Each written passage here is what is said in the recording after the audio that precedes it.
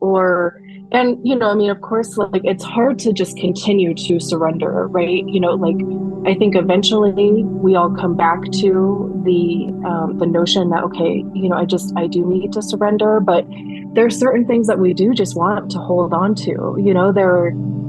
I remember amidst like when I was in the middle of it, I just remember being like, I was holding on so tight to this idea of where I belonged or where I thought I fit in. And I refused. I remember I was having a conversation with a mentor slash somebody who helped me unpack a lot of the crumble that was the tower. And I remember saying, this is one aspect of my life that I refuse to let go of. And eventually, those things just made their way out of my life. And I think, speaking of Pluto was in Capricorn, right, for the last, what was it, 16 years or something like that. And that was my seventh house of relationships, partners, like other people. And in that time, I lost a majority of a friend group. I got married and divorced in the span of a year. Wow. Yeah. I moved away like what was familiar to me, like, physically, I moved an hour away from what I was used to. And it did kind of put me in this place of isolation. But I really think that I needed that because I did have the space to unpack all of that. And like I said, I had an amazing mentor that helped me. I always kind of say he kept the light on for me. But the tower card, of course, too, it's only going to affect what is no longer serving us in the first place.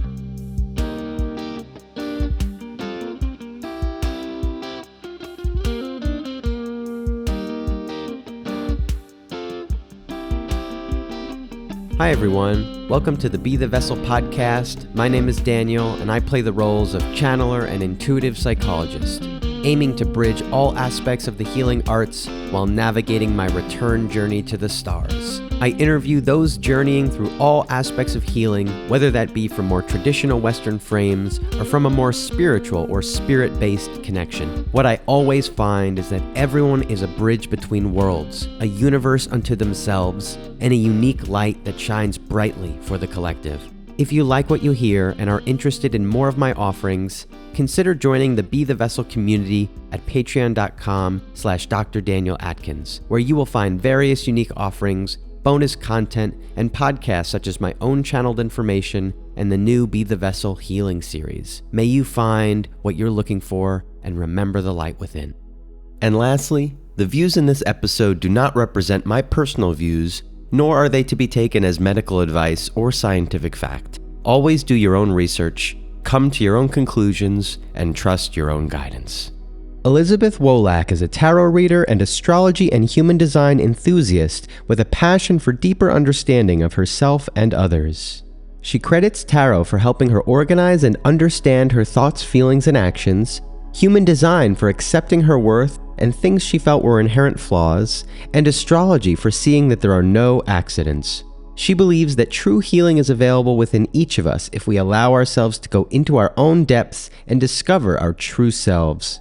Tarot, human design, and astrology have been empowering on Liz's own journey of self-discovery and self-love, and she's passionate about sharing them with others. You can find her on YouTube at Heretic Owl Tarot or on Instagram at heretic.owl. Please enjoy this conversation with Liz as we explore the journey of self-acceptance through tarot, astrology, and human design. May this episode be an invitation, a medicine, and a gift to exploring your own strange design and honoring the natural gifts within. Hi, Liz. Thanks so much for being here and welcome to the show. Thank you. It's an honor and a pleasure. I'm so excited to be here. Yeah, I'm really excited to have you here and for us to chat during this potent eclipse portal, which we were just discussing, is not always for the faint of heart. We each have our unique astrological transits taking place and hitting us in all the right places and making for a very transformative period of time. So I'm sure it's an auspicious time for us to be speaking. I found you on YouTube just because I liked your energy and the intuitive way you used tarot.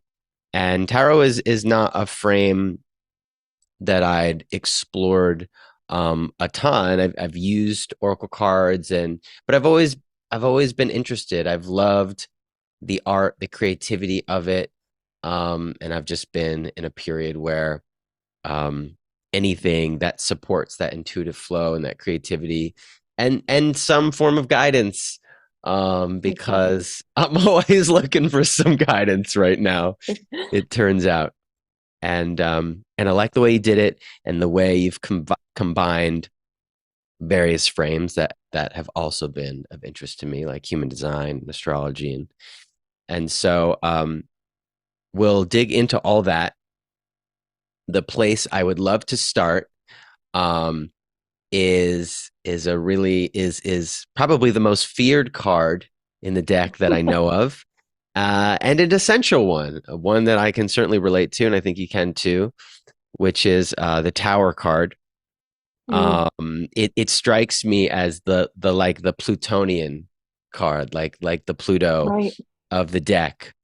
Um, and just in some of the writing you'd sent me and some of the conversations we'd had, you'd discussed having a tower period of your own, which I think all of us do, which tends to sort of course correct us a bit and point us closer toward our heart guided truth. So I would just love to give you the opportunity to speak a little bit about that, the tower period for you, and how it has what it has what has died and what has been reborn or is continuing to emerge as a result. Um, Literally everything has died. I feel, and with the tower, it can be one aspect of your life. It can be, a behavior pattern, a thought pattern, an identity, which, of course can consume us, or it can, in my case, be your entire life. And what you thought, your life was going to be in the first place. And it's one of those things of you can resist it and it can be worse, it can be even more uncomfortable and I mean, of course, like it's hard to just continue to surrender, right? Like I think eventually we all come back to the notion that, okay, I do need to surrender, but there's certain things that we do just want to hold on to. I remember amidst the like when I was in the middle of it, I just remember being like, I was holding on so tight to this idea of where I belonged or where I thought I fit in. And I refused. I remember I was having a conversation with a mentor slash somebody who helped me unpack a lot of the crumble that was the tower. um, and I remember saying, this is one aspect of my life that I refuse to let go of. And eventually, those things just made their way out of my life. And I think, speaking of Pluto, Pluto was in Capricorn, right, for the last, what was it, 16 years or something like that. And that was my seventh house of Mm, relationships, partners, like other people. And in that time, I lost a majority of a friend group. I got married and divorced in the span of a year. wow. Yeah. I moved away from like what was familiar to me, like physically. I moved an hour away from what I was used to, and it did kind of put me in this place of isolation. But I really think that I needed that because I did have the space to unpack all of that. And like I said, I had an amazing mentor that helped me. I always kind of say he kept the light on for me. But the tower card, of course, too, it's only going to affect what is no longer serving us in the first place. So timelines that haven't been closed out because we're waiting for closure. No, the ending of it was the closure. We're moving on from it. Again, relationships, jobs, where you live, it's only going to affect those aspects of our lives that really are no longer serving our highest good. And again, right? I mean, it can be very uncomfortable and dismantling, but on the other side of it, I've never been more myself, which I even had to figure that out. Who am I? So yeah, I still feel like that is still unfolding, but it's easier to make those decisions now. It's easier to say, yes, it's in alignment with who I am, who I want to be, the goals that I have for myself, or not, you know?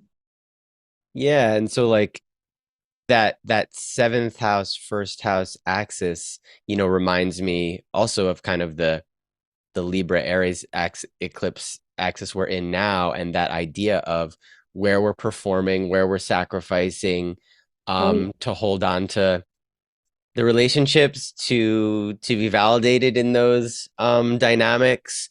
And so it sounds like maybe you are being hit in all the places to let some of that go. So out of this, um and was that the period you were telling me about, sort of, 2017, around that area? 2017, 2018 is when all of that really started kicking up. And I want to say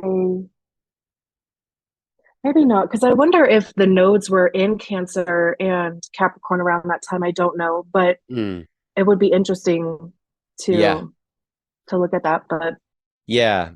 And would you and so I'm curious, out of that period of being invited, let's say, to let go of those aspects, how have you noticed yourself able to step further into some kind of authenticity, or the aspects of you that are meant to yeah, unfold? I think I also, for one, it opened my mind to the possibility.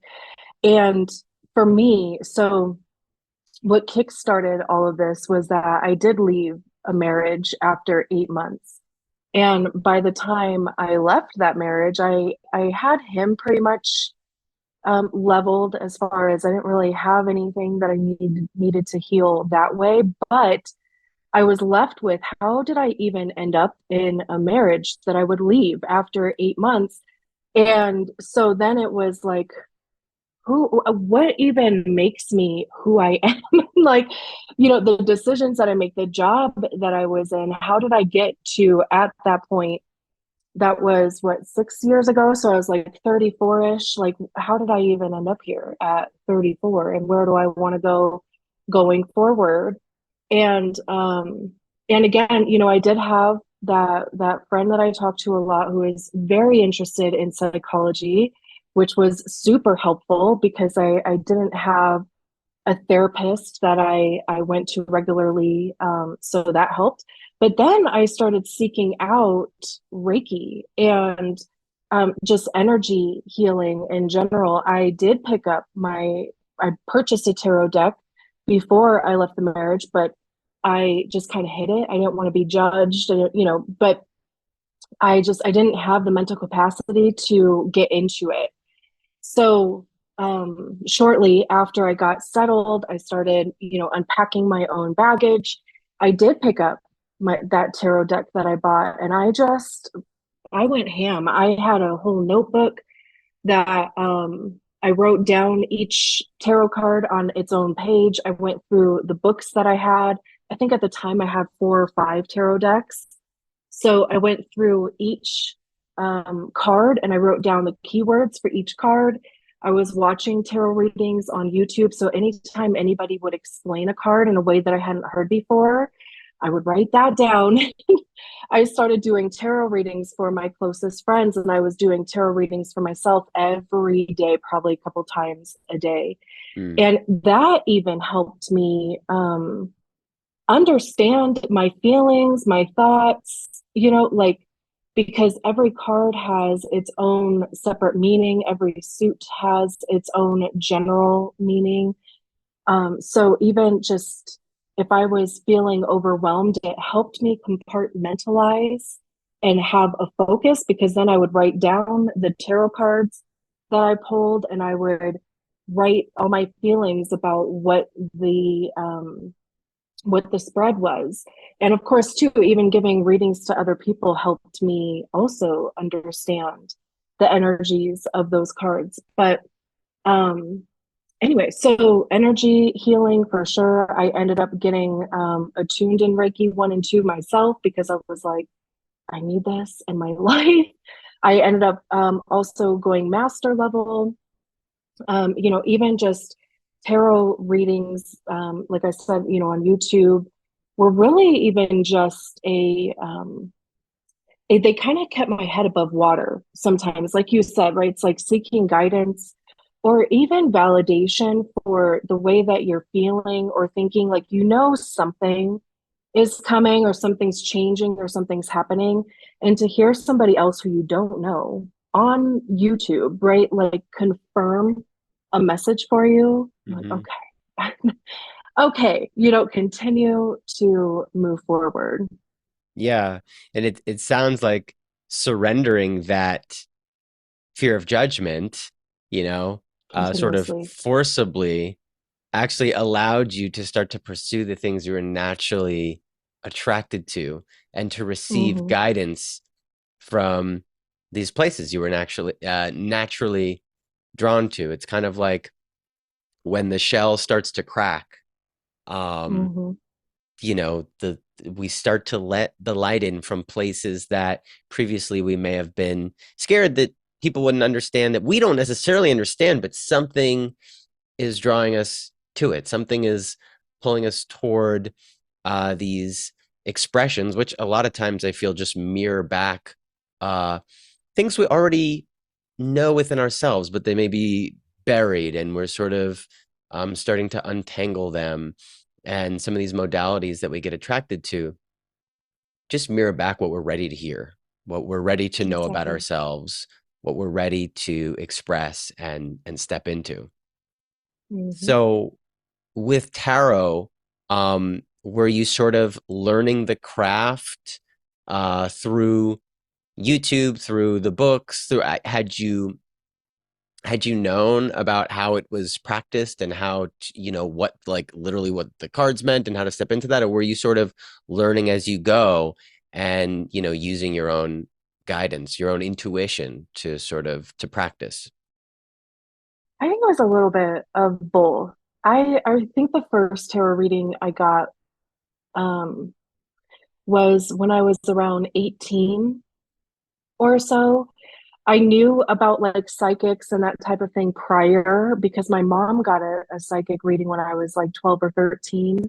And I just remember listening to the cassette tape recording Yeah. of that and just being like, oh, that is so cool that somebody can do that. And I was just hooked from then. But I got my first tarot reading when I was 18 or 19. I worked with the lady's sister and she came in the late her name was Laura. Um, she came in to the store that I was working at and totally blew the socks off of one of the guys that I worked with. And I was like, I want a reading from you pronto.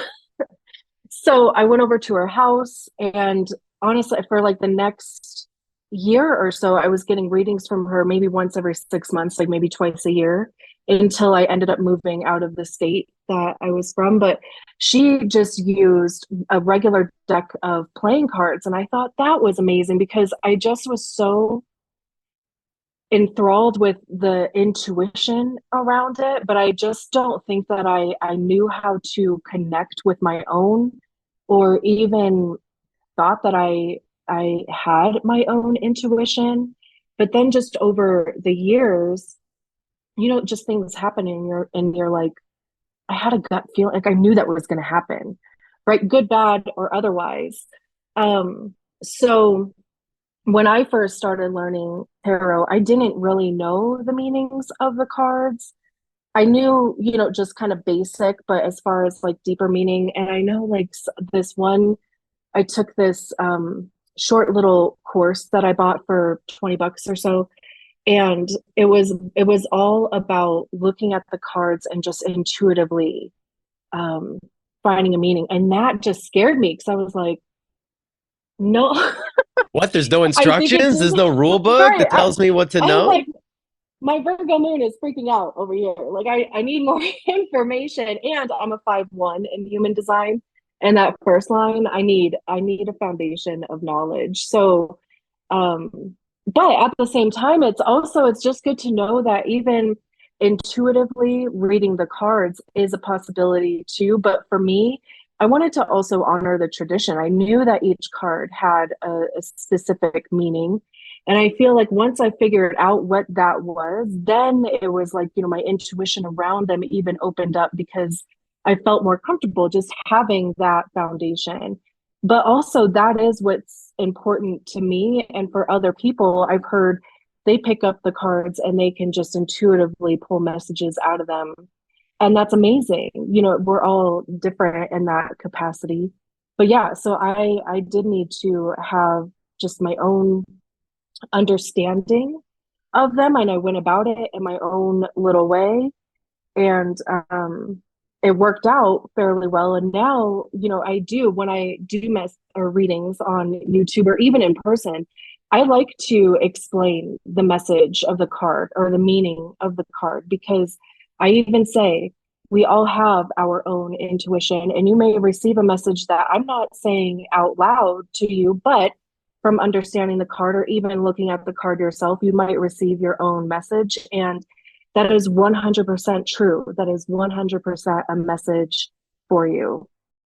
Yeah, and it's a dance with intuition, right? So like my sun is in Virgo and my moon is in Pisces, and I've talked about sort of the polarity that I navigate. And also I was born one day after a lunar eclipse, so the nodes are my south node is right next to my sun in Virgo, my north node is right next to my moon in Pisces. So sort of it's like this life path is encouraging me to let go of what I've held on to for many lifetimes, let's say, which is the knowing and then the speaking from that intellect and like surrendering. But for me, and kind of like what you were saying, it's helpful to get a frame of things. It's like, okay, well, let me start to understand what you know uh these things are purported to mean, or these cards, what the lineage of these cards is. And maybe some people feel, oh well, I don't want to be um I don't want to be infiltrated by those ideas. I want to stay, but I don't feel at risk of that. I feel that that helps provide a little structure and safety for that part of my mind that it freaks out if there's nothing, if there's no foundation. But as my journey has unfolded, I'm more and more comfortable not knowing. And I went through a whole period of clinical psychology where I was so obsessed with knowing, but the thing is, you can never prove it. um, you can never really know. The mind can never really know. It can just try to build up more and more and more safety around this idea of knowing. And intuition is really about surrendering that knowing and learning to trust. So you were dancing a little bit, learning what some of these cards, the lineages of these cards mean, and then finding your flow. And I want to dig into a little bit of that structure of tarot and how you see it. But I'm also just curious, was there anything that you recall that sticks with you from some of those early sort of psychic readings you were getting? Some of those things that really struck you, that allowed you to move forth at that time? um, I don't remember. Or I maybe it mean, I was just remember specific. validating. Yeah. Well, yeah. I remember. I remember the the lady that I was talking about, she was, these are the only things that I remember about two specific, and they're different people. But one of them, she told me that I would have an opportunity to meet two guys when I moved out to Colorado. And it's interesting that both of these stories that I remember have to do with relationships. And I don't do relationship readings ever, but a lot of readers do. I think they think that, the majority of people want to know those Like things, and that's what maybe they they do. want. Yeah. Yeah, and maybe they do. I never really had that much of an interest in it, but it's just interesting that the two stories are that are coming to mind are about like relationships. But the first one, so she said, you'll have an opportunity to meet two, you'll have to choose between two guys. And she described both of these guys to a T. Hmm.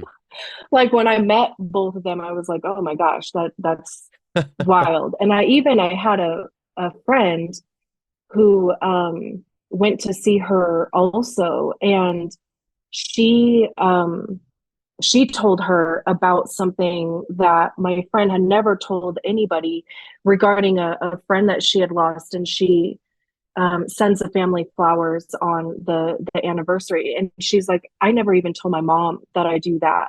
And Hmm. this lady mentions that, this person that I am sending flowers in remembrance of, he really appreciates that I send flowers to his mom.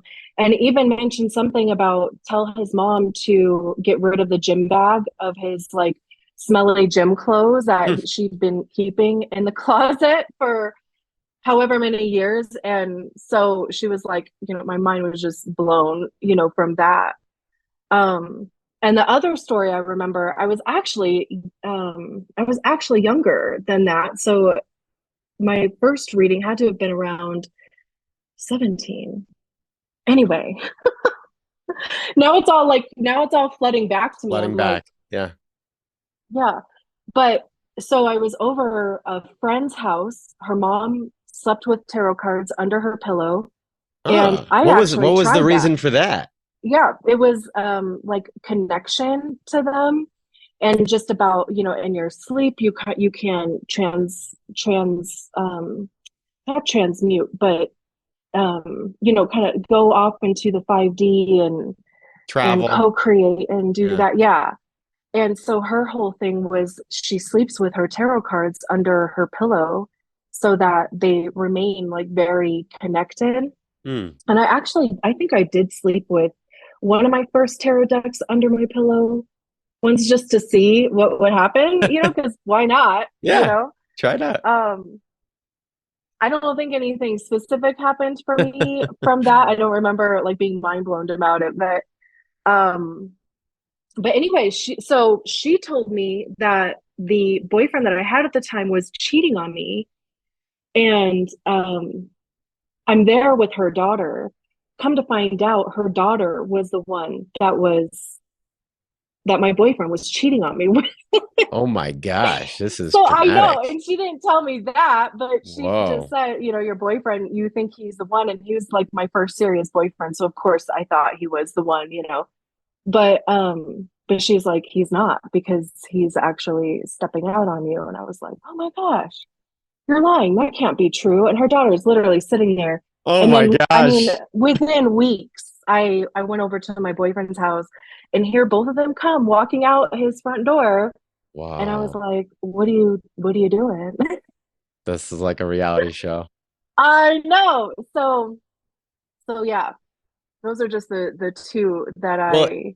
it is interesting. It's interesting because I remember you saying that about, tarot readers being drawn to um relationship readings, and then it can be maybe a sort of a popular thing to do, but doesn't necessarily always feel in alignment. But it's interesting because a lot of what you've been speaking to in terms of the themes you were guided to navigate with the crumbling of what you were letting go and you're Mhm. stepping were very relationally based.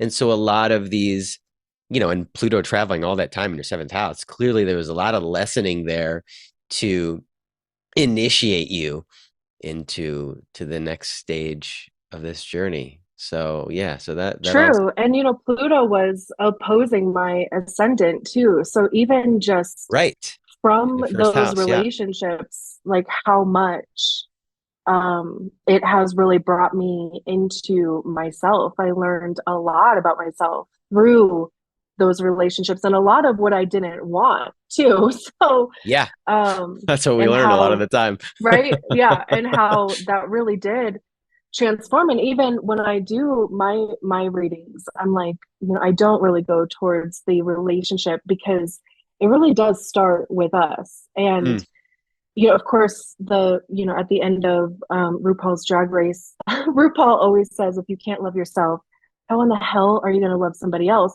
And amen. for a while, I was like, exactly.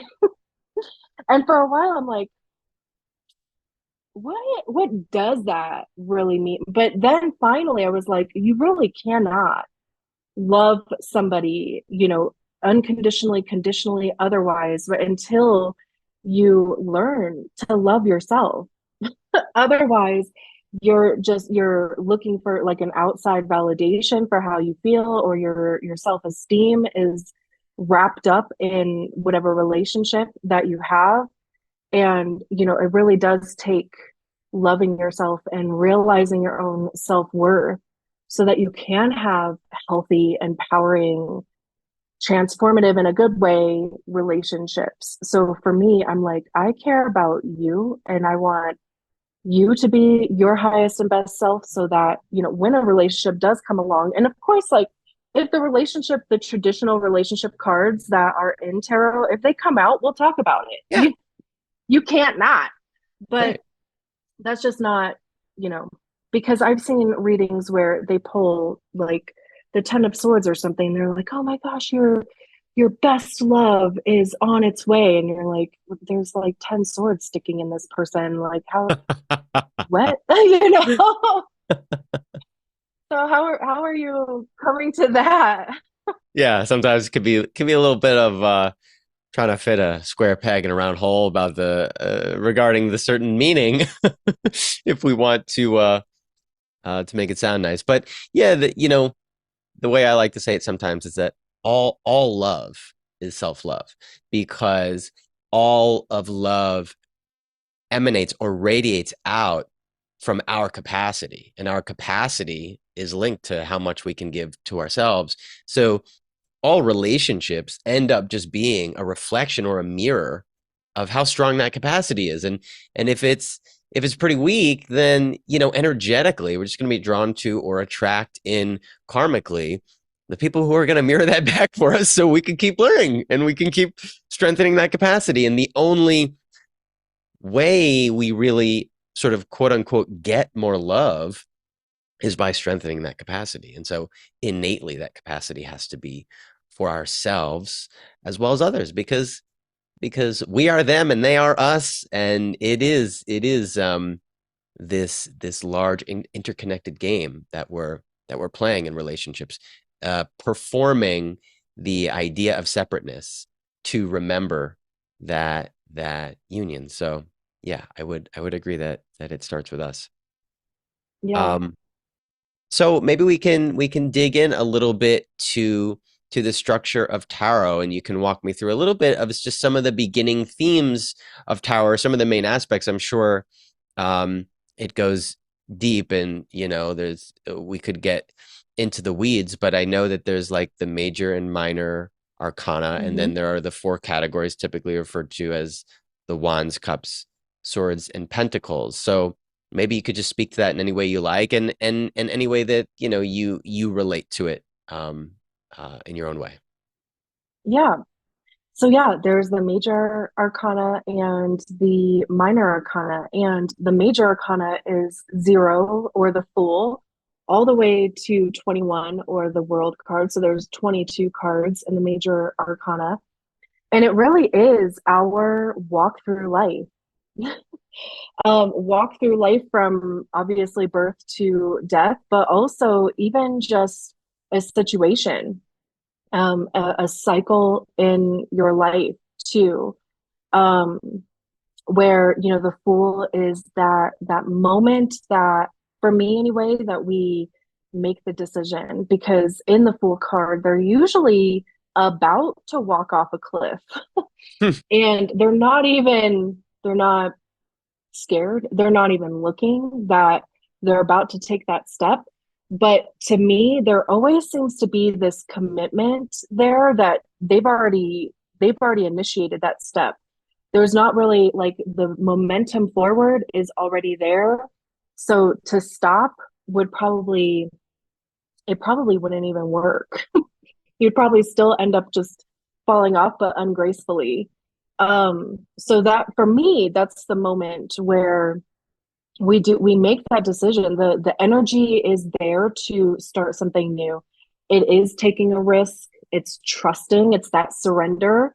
Um, which, it's like that continuous, because again, I feel like surrender is something that you have to keep like coming back Mm-hmm. to and remembering, and it's almost like a muscle memory thing Mm-hmm. eventually. But then, then we move on. The magician is realizing that I have everything that I need in order to manifest the life that I want, or the job that I want, or the relationship that I want, or whatever it is, that cycle that you're going through at the time. Because on the magician card, he has all of the elements. He has a cup, a wand, a pentacle, and a sword. So he has everything that he needs to get started. The high priestess, I don't know if I should go through all 22, but anyway, there's like also even to the ebbs and flows of our process, because of course the tower is in there, the death card is in there, and the death card talks more about rebirth than it does about death, but it also is the importance of something ending in order for something new to begin. So that rebirth cannot happen without the quote unquote death of something. The devil card, of course, which is also another one of those cards that people get kind of like, Sure, about yeah. just because Doesn't seem it great. says the devil. Doesn't seem great if you're Right. getting a devil card. Right. But it does speak to our obsessions. Where in our lives are our egos holding on to something? What controls us in a negative capacity? It can be addictions. It can just be, a thought cycle. Um, but then there's the beautiful cards, like the sun card, which is everything good. It's joy, it's bliss, it's revitalization. It's literally life force energy, because we wouldn't even exist without it, Mm-hmm. right? Mm-hmm. And the lovers card, also just talks more about the balance between the masculine and the feminine, making decisions. And then of course the world card, which is that whole cycle is done now. You've made it from the Fool all the way to the world card. You got exactly what you needed to get out of that situation. And now that situation is coming to an end so that the next cycle can begin, because that's just life, right? It's this continuous cycle of growth, or lessons that we need to learn, or whatever we decided to do in this incarnation, right? And then you have the minor arcana, which is more about like the energies of those suits. So swords are air signs, are about our minds, our thoughts, our beliefs, how we Mm. communicate those things. I also see swords cards as being ego, because for me anyway, that's generally where I hear my ego, all that fear and the doubts and Yeah, the mind. yeah. So, but it's also the stories that we attach to Mm-hmm. experiences, and how we came to have the egos that we do.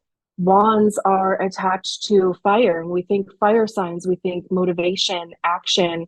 It's learning by experiencing things. And truly, the only way to figure out what we like and what we don't like, and what works and what doesn't, is by trying stuff. So we have to try. And there's of course the ups and downs, in all of the suits, with the energy attached to them. And then we have cups, which has to do with our heart, chakra, it's our feelings. How do we feel about life? It's our relationship to love. How do we give it? How do we receive it, especially? How do we feel about our lives and the people around us? And then, of course, Pentacles, which is everything 3D. It's our money, it's our Mm, physical possessions, where we live. So when we're dealing with minor arcana, it's again, the energies that we're moving through in whatever suit comes out. yeah. I love That that. was a I lot. yeah, I'd never heard it explained that way, or really looked into it enough to to really start to understand the deeper resonances of those suits, which um, make a lot of sense to me. Would you say it's like the major arcana are those they're representative of those big, powerful, and transformative cycles that you're Hmm. in, or you're completing, or you're about to step into, whether you want to or not? Um, Yeah. and the minor arcana are almost like the different sets of tools or resources that that you're playing with, or that are playing a part in these cycles. Yep. Yeah, I usually like when a major arcana card comes up, like that is definitely something that you recognize in your life. Mm, Like that's the energy of what is happening. Minor arcana cards, it's like going through the motion of that. How do you like if a swords card, how are you thinking about the situation, your life, your relationship, whatever? If it's a pentacles card, like does that have to do, is there something with your health even? Because of course our physical being has to do with the 3D. So, are you concerned with how you're making money, or are you looking for a different path on how to do that? Or, right? So it's more about like going through the motion of the energies of the minor arcana versus the major arcana. That's stuff that is showing up in your life. That's major. yeah, I wonder if this resonates. It almost reminds me of like the major being like those big astrological transits, like a Saturn Yeah. transit, and the minor being like, okay, what house is it in? Like what area of your life is it relating to? What maybe circumstances Hmm. might show up, and what may you be working with? Like that kind of thing. That's a great way to put it. Yeah. And Yeah. actually, what's so funny, I was pulling tarot yesterday, just for myself, and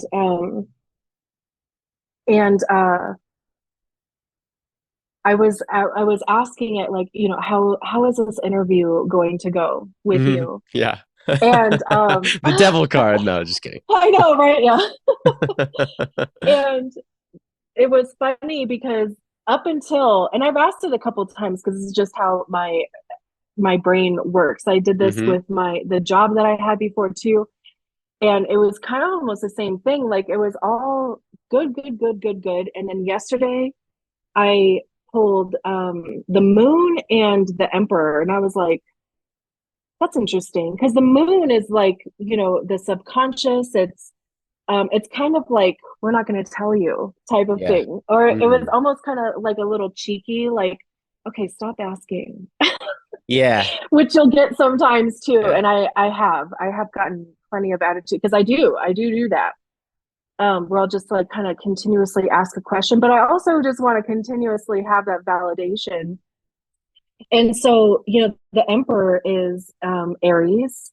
It's also attached to Mars, which is really kind of interesting too, because of course we have that eclipse coming up on Monday, right? In Aries. Yes. Yeah. Aries is my 10th house, which is really Ah, cool too, because, career and right. even just having the opportunity to have this conversation with For you sure. is really Yeah. cool in that aspect. Yeah. But also, even when I was looking this morning, like I mentioned before, I woke up with a killer migraine. And I woke up this morning, or I finally looked at my natal chart, and Mars was almost exactly opposing my moon. So Hmm. that was kind of interesting Hmm. that the moon and the Emperor card came out, and then Mars was Yeah. squaring my Very natal interesting. Mars. Yeah. Right. So it's so cool when I say this in a lot of readings too, because it is so always so exciting how just the messages just come out. And I don't usually choose cards. I shuffle the deck and I let the cards come out. Yeah, And right. when they all just when the message is just so clear, and it always is, but when it even lines up with the message with the oracle card that I choose, Mhm. it's always just so cool that that just happens. Like the odds of that, you Yeah. know, those specific cards coming out in that specific order to make this specific story. Of course, like how I'm intuitively interpreting it myself. But yeah. Yeah, and I can certainly relate to feeling like I'm overdoing it a bit, or I'm really, it's like I need to know, I need to know, I need to know, and it's like, and it's the same kind of thing as the way I was describing psychology or some other mind-based pursuit. It's like you're never really gonna know. There's always going to be an element of surrender and trust, and sometimes the Right. guidance is going to be like, all right, you've got enough information to work with. Right. At this point, there's nothing more. You're still gonna have to go through it. You're gonna have to walk through the door Exactly. and see what happens. That's part of the mystery. But at the same time, it's the same thing that keeps us coming back, which is those validating moments that one card pops out and it just you just know it. It hits you in the heart and it matches Hmm. up with the astrological transit you're in. And that's why even sometimes these so-called negative cards or negative transits or challenging parts can be validating too, because you're like, yeah, that Hmm. checks out. Things have not been Right. going that well. It's so funny because there's always, I usually do 3 readings a day when I'm doing them for YouTube. Hmm. And there always seems to be at least one day where there's 3 readings that are just heavy. Hmm. And I'm usually like, oh man, because of course I think too, like I'm not one of those people that's like, um, I don't have that overly positive like clickbait, this is the best thing that's ever gonna happen to you. Yeah, it's a little I'm gonna demoralizing when you're follow seeing that all the time. right all the time. And especially too, if that's not the energy that you feel, if you're like Right. that, why isn't that happening for me? Yeah. But there's always a couple where I'm like, this is heavy, dudes. And, but also too, again, it's validating, like whatever your experience is. And I have on those specific readings, I usually have a couple messages from a couple people that are like, man, I feel like you were giving this reading directly to me because it resonates so much. And here I am like, oh my gosh, like, I'm just kind of nervous that it was just like it wasn't a bad reading. There's no bad readings, but it was just heavy, It wasn't and you all can light. It wasn't tell, all love and light. right. And you can tell that people are just moving through heavier energies, and we all go through those times. And, if you can validate that for people, like, yes, this is exactly where you are supposed to be, because on the other side of that is more of the light and, like your light specifically. So, so yeah, Yeah, and that can be equally, if not more validating than, getting all the light confirmations as well. right.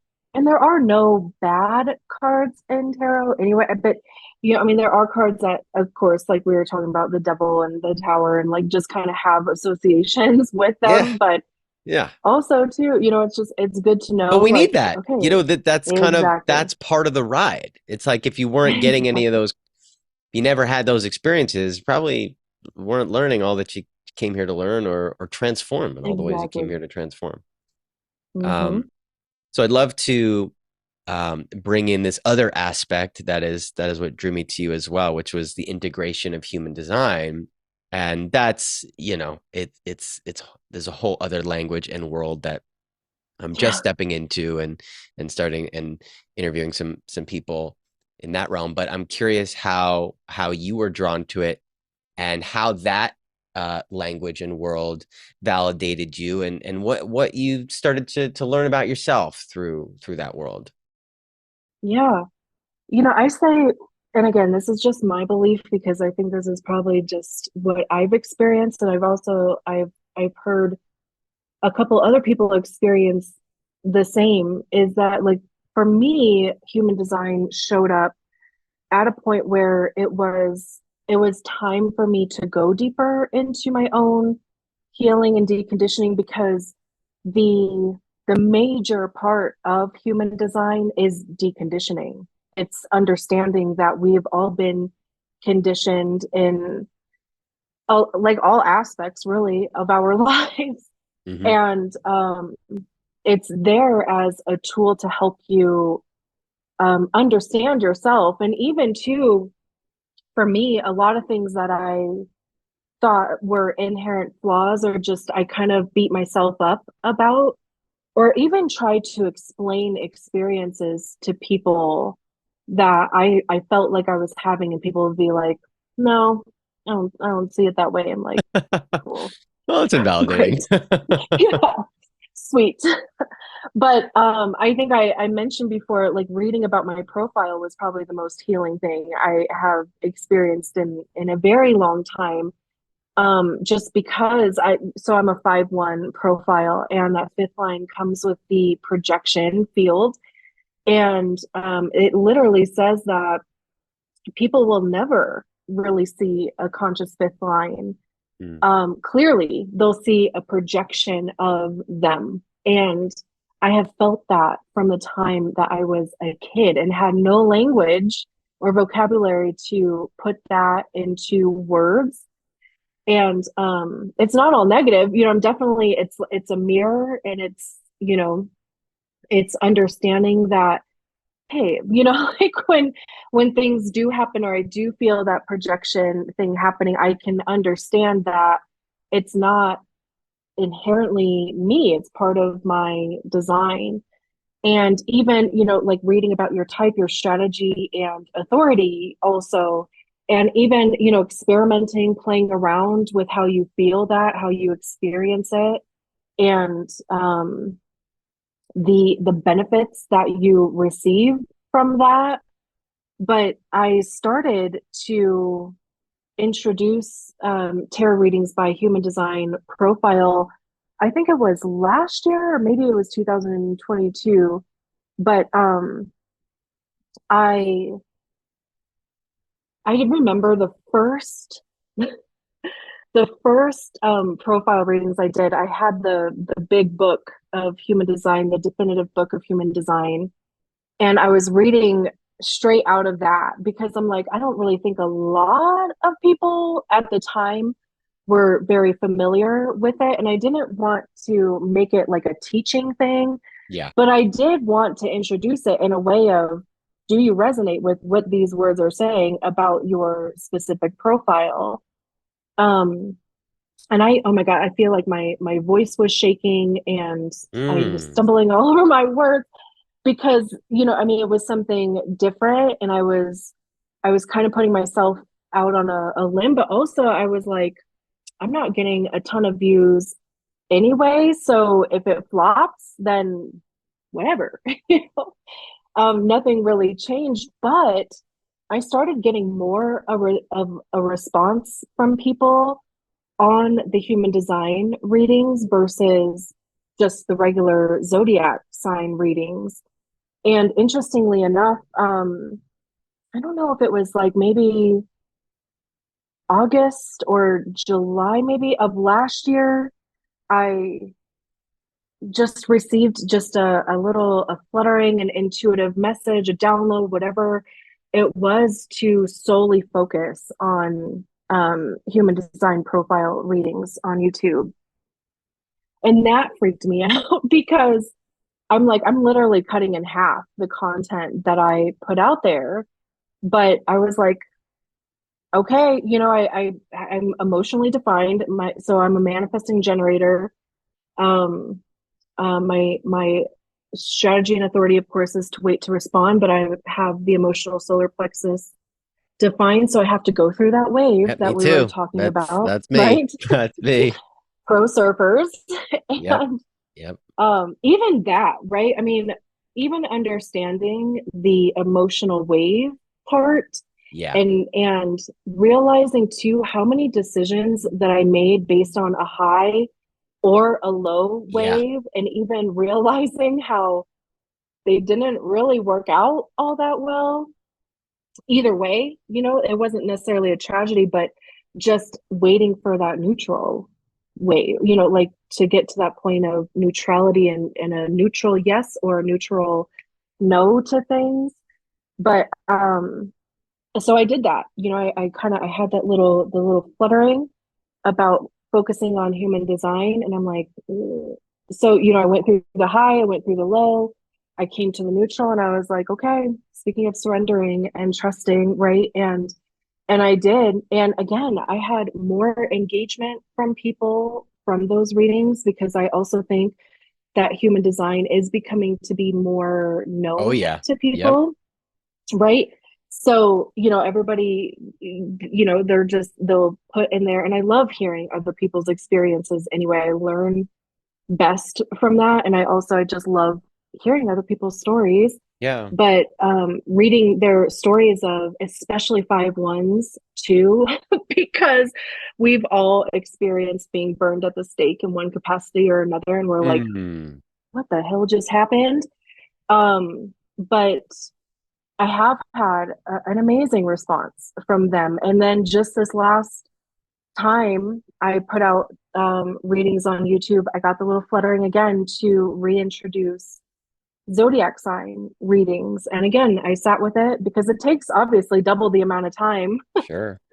to do 24 readings as opposed to 12. And when I did get to my neutral, I was really excited about it. So anyway, it just that lesson of like following your strategy and authority, and truly human design is a system that is set up to help you um, enter into the correct experiences for you based on your design so that we don't have to go through like being burnt out or um, feeling like we're in a space where we truly actually don't want to be, but we're there because we feel obligated or we don't understand or feel comfortable saying no to things. Um, so yeah, it's a lot of deconditioning. And for me, again, it popped up at a time where I was ready to go even deeper into learning more about myself. Yeah. And that aspect of learning to ride the wave has been incredibly useful for me as well. I'm a 6-2 manifesting generator, emotionally defined. I'm defined everywhere except for my heart. Um, Mm, but for someone like me with the mind that loves to learn, and it's sort of where my power is to learn and to know, and but to come to understand that that's not actually the place where I'm making decisions from, or not the best place. Um, right. and It's funny because I think most people have caught on now because I talk about it a lot. But when people ask me how I'm doing, I say I'm riding the wave, and it's funny because a lot of people naturally interpret that negatively. They're like, "Oh, yeah, you must really be going through some time." I'm like, Right. "Well, it's just the wave. It's all encompassing. It's not necessarily negative. It's sometimes it's very high, but I'm writing it because that's has come to feel the best way that I could ever express at any one moment what I'm doing. Yeah, right. And it really does change that fast. Yeah, otherwise it's a jumble and waiting to get clarity. And yeah, I can be pretty impulsive. So um, the times that I do wait it out, I'm very grateful. Um, and it is what drew me to you because it does something about the human design profiles feel very personal. If I just see like, oh, this is a message for Virgo or something, I'm like, all right, well, that's like one aspect of me. There's a lot of aspects of me. Um, Right. but learning about the 6-2, I mean, there's it, like you said, and right as I started learning about that profile, I started meeting a lot of other 6-2s, and I was like, wow, we have a lot in common. There is, Right. there's a tip, it varies, but there's a foundation or Hmm. um, a standard that we're all navigating um, within this profile. And yeah, I have definitely felt seen. Um, within Right. in that. Well, yeah, and you would probably be then on the roof stage, right? You're in your That's second. right. And well, How is that? so what's so interesting is, and people aren't necessarily going to know what we're talking about, but that's okay because I'm coming out with some more episodes about human design, and it's such a large Great. world to get into, so Hmm. I won't bother explaining it all. But at least for the 6-2, there is a process where basically through your Saturn return, through like age 30, you are just fucking it all up. Basically. Right. And I was like, Yeah. yeah, that checks out. That checks out. Um, and you're learning, right? You're going through it. And, it's kind of like you said, it's like, maybe we have to go through it anyway. Maybe learning about these things doesn't keep us from it, but it's validating to know that it's like, oh, I was kind of supposed to do it that way. And then, and then from like around ages 30 through 50, you're sort of in this process of what's called being on the roof, and I actually don't understand it all that well, but it sounds like you're gaining a higher perspective. You're sort of stepping back a little bit. And before I knew any of this, right around that time is when I completely left psychology. I left my Yeah. clinic, and I just moved out to California and just started just playing around and exploring how to love myself, take care of myself, and serve from a more aligned place. And I was like, oh my God, I'm on the roof. I'm doing it. Um, Right. so yeah, the past 5 or 6 years, it's really been that process of discovery and gaining perspective and looking at my life and being like, wow, all the driving forces weren't that great. All the things that were leading me to seek love, to seek accolades, to alleviate fear, like you know, none of it was an inside job. All of it was an outside job, and just reflecting back the pain points and the parts that I was still needing to learn about and heal and grow. And these past 5 or 6 years have been the opportunity to really do that. So so it checks out. It relates to Right. being in that process. Yeah. Yeah. Yeah, exactly. And the sixth line is the only line that has that three-tiered process. Yeah. And like you said, the first 30 years you're living as a third line, all that trial and error, all of the, fucking up. Mm-hmm. And truly it is, at some point because it's a role model line, right? The sixth line is a role model and all of that. So after you're on the roof, you are unpacking all of that. What was that? Who was that? And what can right? And, right, exactly. And my cousin, who is my roommate, she's a 4/6, and she has an article that she releases on Substack recently and or weekly. And in her last article, I'm always talking to her about this stuff. Anyway, I'm Yeah. like constantly. I even said to her, I was like, I feel like I can't even relate to people without saying, oh, well, that's interesting because Pluto is, Yeah, you or need to find your tribe where you can have these kinds of yeah, conversations. right? Or like, oh my God, they're like a 1/3. Of course they're gonna, Right. like act Yeah. that way. Yeah. But she wrote in her article that she feels like she has lived two lifetimes already. And the third one is a charm. And she's actually going through her second Saturn return now. So she's Mm. coming off of the roof, or she has come off the roof. Yeah. But, and that's where you kind of live your role model, and you have that wisdom because you went through those experiences. And of course, nobody comes out of childhood unscathed, right? But Yep. if you are a sixth line, that energy is different because it was there to, show you It wisdom was and supposed to give be you scathing. exactly. Which, I'm not really like a super huge fan of telling people who have gone through super traumatic things like, well, it happened for a reason. I would never Yeah. say that. But for six lines, like I'm sure as you probably already know, talking to other 6/2s, it might have just been a bit more chaotic for you guys and shattering in certain capacities. And when you go through when you're on the roof, that's where you're putting yourself back together in whatever way that you Yeah. want to put yourself back together. And when you come off of the roof, people are going to recognize that in you and they're going to seek out your wisdom and you'll be able to share that because you went through those experiences. But like I said, with my cousin, I'm like, well, that's so funny that you say that because you are 4/6 and you have had two lifetimes already and you are going into your third. So it probably very much does feel like very different lives. Yeah, and it does validate me, in terms of, and because it's also my belief system that on some level I chose this, not me, the human personality, but on some level this was chosen for me. Um, and when I look back, what I see is that there was no way I was going to be able to know myself or figure things out or develop sort of on some timeline that was a standard for the people around me or the cultural expect. There was just no way. There was too much swirling around. There's too much chaos that I inside that I had no idea how to make sense of. So I needed that time. I needed every bit of it.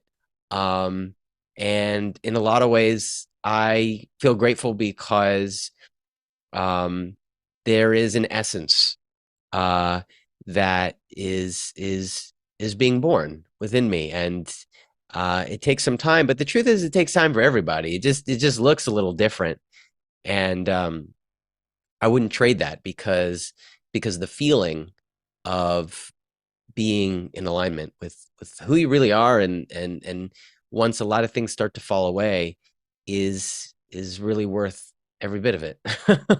Right. So yeah, I haven't always enjoyed the ride, but I'm learning to, and I'm not a victim. And Right. a lot of my life I felt victimized, but I'm not a Hmm. victim. And it's actually a relief.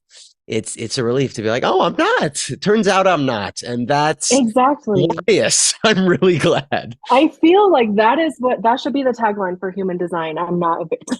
Yeah. Because again, right, I mean, even for me, like just reading about some of the aspects of my own design too, I'm like, there is no way. And how much I tried to put on a different hat or try to be a different person or not express that thing or be that way or whatever, which obviously took like substances in order to do. Yep. But to read about something that is so inherent in you, because truly it is, right? It's part of your design. Mhm. And you're like, oh, that it's not a flaw. I'm not a victim of it. There's actually a gift and wisdom and power in usually those things too. Yeah. So that's what Yeah. I love It about human wasn't a design mistake. It also. wasn't an error. It wasn't a Exactly. misprint. Exactly. Exactly. Which is so beautiful. And also like how is that even possible? It's just like one of those things of all of these different elements coming together to create human design and how it can be so validating for you just based Yeah. on your time of birth and where you were born. Just Yeah. wild. And it allows me to keep trusting in Hmm. in in the emergence, in the becoming. Um, Oh my gosh. the because I wouldn't have the even started a synchronicity. tarot channel. Exactly. I wouldn't have even started a tarot channel. I wouldn't have felt as comfortable being laid off from my corporate job a couple of years ago. I would have already gone back to a full-time job if I didn't have, these elements around me saying that's probably not really best for you, right? Um, so yes, exactly. Yeah. Yeah, I love it. Um, so how do you feel about playing with the cards a little bit and Yeah, I have a doing a couple reading? decks And down I here. mean, so it could be for me. I'm always happy to get a reading or anything you feel Okay. guided to. Yeah, well, let's just pull a couple cards. Let's just see Yeah. what comes out. What Yeah. do we need to know right now? Okay, we have a little bit of an explosion over here. Take these because they flipped over.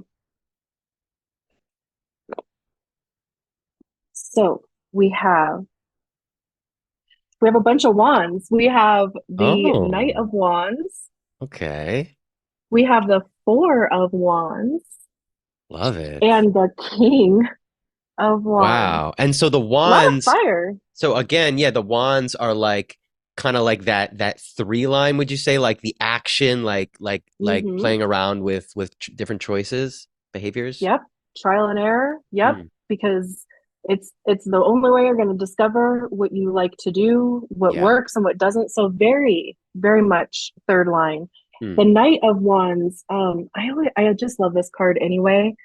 But there's this dragon up here, right? Knights Oh, are the and ones that are this is on the the year front of the line. this is the year of the dragon, Is it 2024. really? Yeah, Chinese zodiac year of the dragon, and I was born in 88, which is a life path 8 year and year of the dragon, and 2024 is a life Is path it an 8 8 year? year and I am a life path 8 number. So, Oh my gosh. yeah. Talk about synchronicities, Yeah. right? Yeah, I So love that. this card talks about, I mean, this is somebody who is really going to go out there and try it. This is a lot of, it feels like taking calculated risks Mm. because they're over here almost like kind of deciding how they want to approach this dragon, right? Like how do they, their wand is already ready.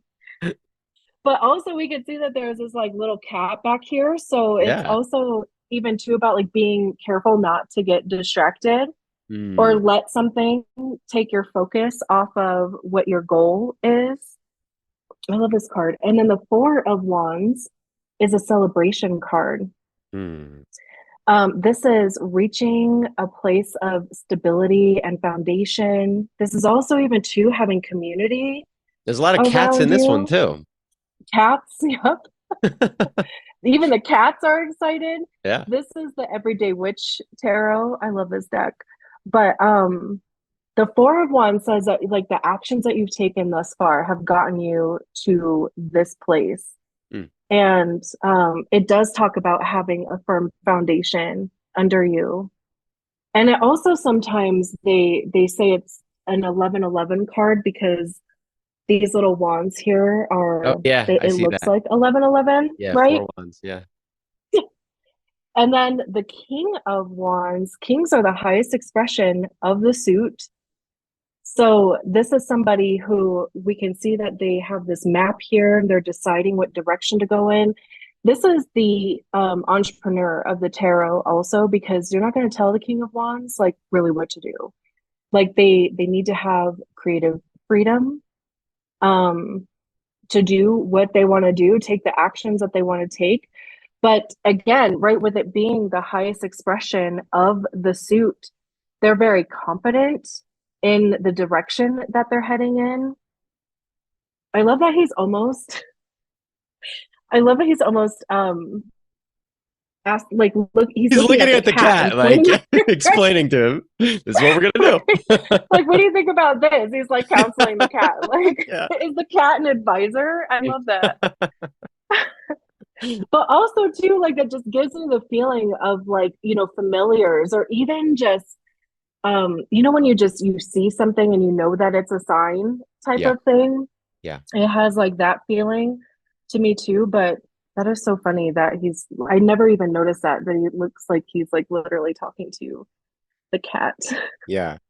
So, and I also love too how there's this progression from the Knight of Wands to the King of Wands because it's like whatever's going on in this Knight of Wands here, right? Like Mhm. whatever it is that you or whoever is listening to this message, whatever goal that you have your eyes set on, or even just this year too, since like you said, it's the year of the dragon, Mhm. there's going to be even the substantial growth as far as community goes, or even finding community, or Mm. even, reaching a place of stability in what it is that you're doing, which would put you in the King of Wands position to be an authority and somebody that people would look up to and actually want to be advised, right? Because Mm. this little cat could be any one of us where we're being shown the way or just,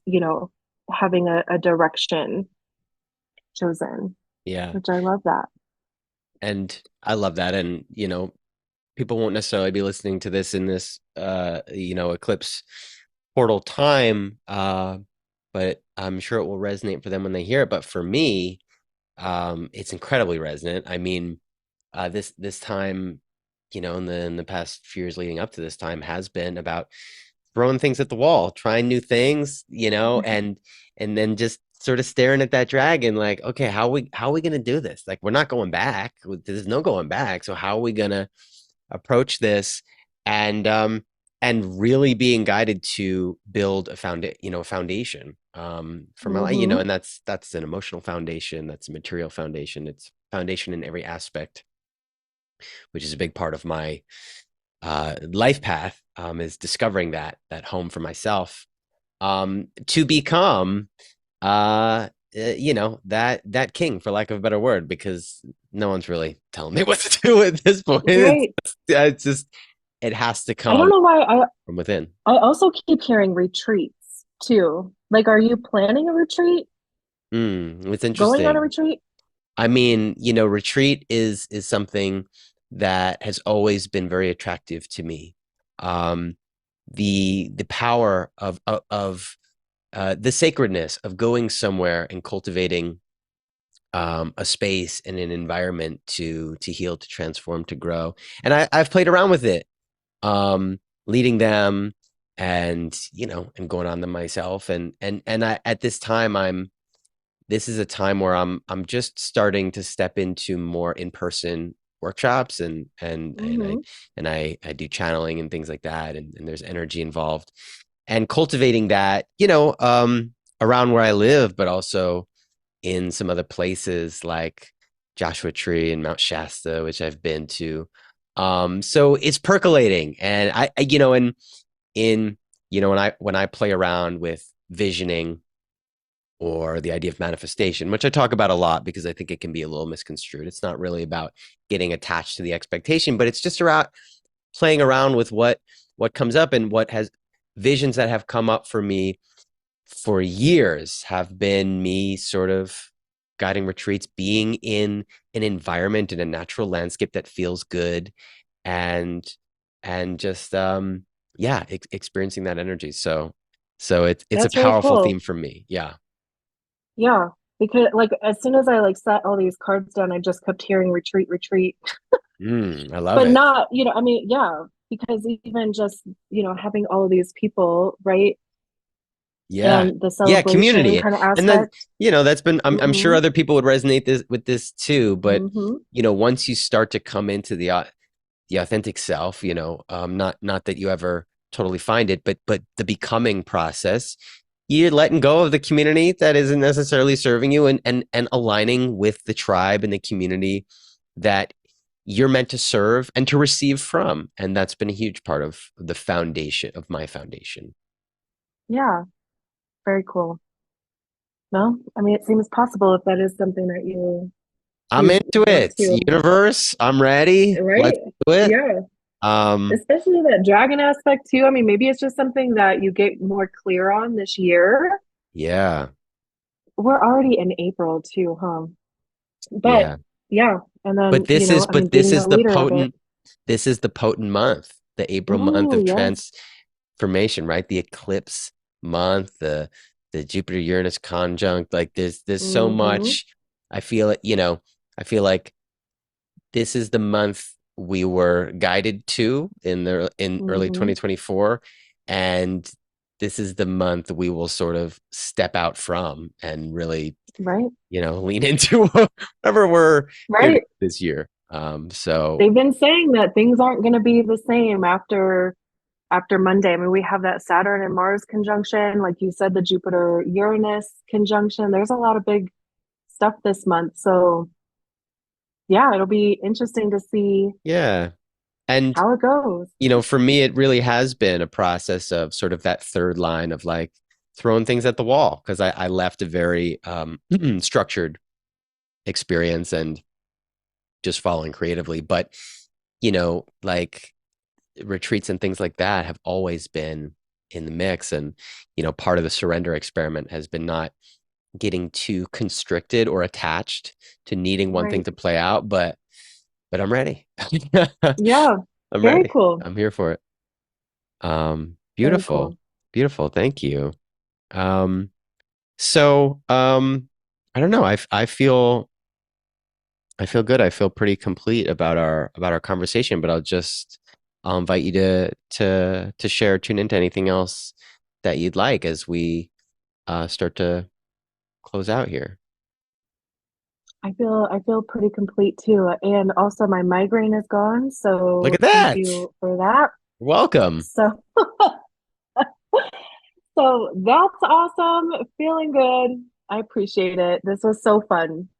Thank Yeah. you so much. Beautiful. Yeah. It's fun for me too. My honor and pleasure.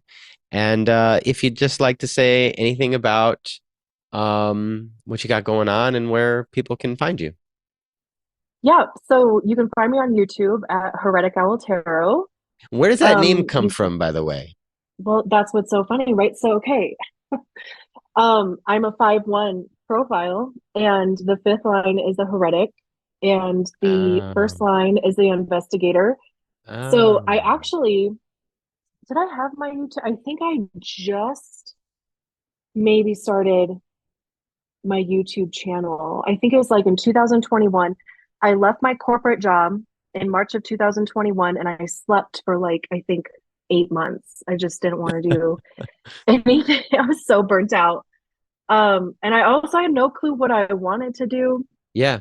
My Taurus self was like, go to bed. So then I was like, I really do want to start a YouTube channel doing tarot. And I also wanted to start an Etsy shop. So I was trying to think of a name. And anyway, so heretic came from the fifth line. Owl came from, of course, even to just the investigation part of the first line, but even just, wisdom and, owls are also seen as guides in Mm-hmm. some areas. So, Mm-hmm. so yeah, that's where that came from.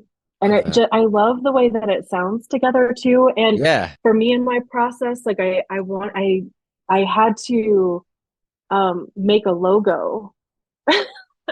And I was like, whatever it is, like the logo has to come really easily to me. So and it did. It came out just perfect. So that's where that came from.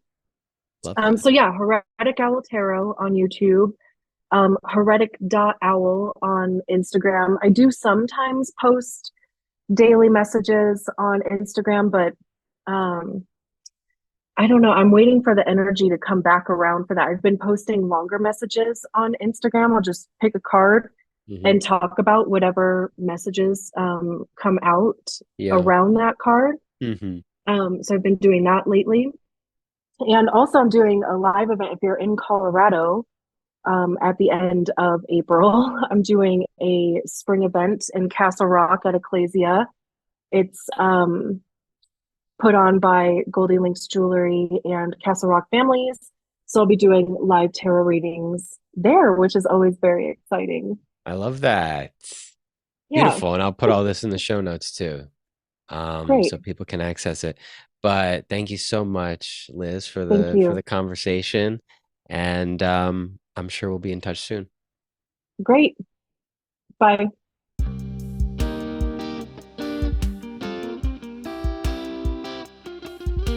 Thanks for listening. If you liked the episode and would like to support the podcast, please subscribe and leave a review anywhere you listen. And if you'd like to connect further, feel free to reach out on Instagram, my website, or my Patreon page at patreon.com/Dr. Daniel Atkins, where for $5 a month, you can gain access to all sorts of exclusive benefits and offerings for the Be the Vessel community. This includes live channeled events, a new healing series podcast, and more. Until then, may you be the light, the frequency, and the vessel for your highest vision.